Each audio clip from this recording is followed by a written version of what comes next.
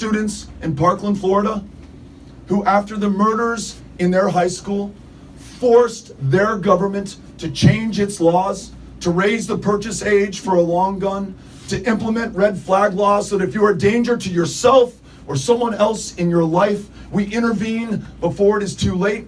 That was action that they took under this administration. Those of you who stood up to protect the Affordable Care Act, protections for those with pre-existing conditions, the ability for young people to stay on their parents' insurance, to prevent any kind of lifetime cap that would say that you're too medically expensive to take care of and your life does not have value.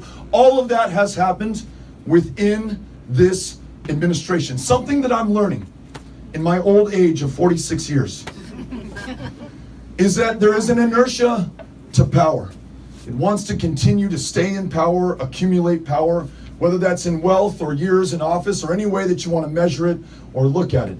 There is not, and I mistakenly believe this or internalize this over my life, an inertia to change. I just thought things were inexorably, sometimes too slowly, getting better over time.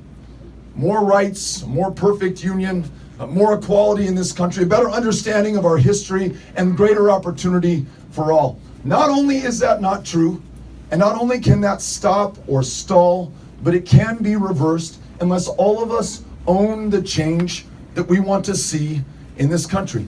And this, if there ever was in our lifetimes, doesn't matter how young or old you are, is our defining moment of truth to prove it. When you look at the challenges that we face, tens of millions of our fellow Americans unable to see a provider or take their kid to the therapist or afford their prescriptions.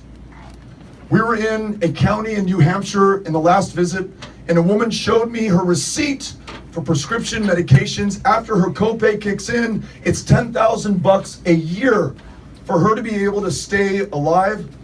Nurses who administer insulin to their diabetic patients who cannot afford insulin themselves and are rationing their care and are dying of diabetes 97 years after Canadian scientists invented insulin, sold it to the University of Toronto for $3 Canadian with no hope of profit or prospect of royalties. They just wanted to save lives. And pharmaceutical companies are making a fortune on those who are forced to pay to keep themselves alive and losing the lives of far too many.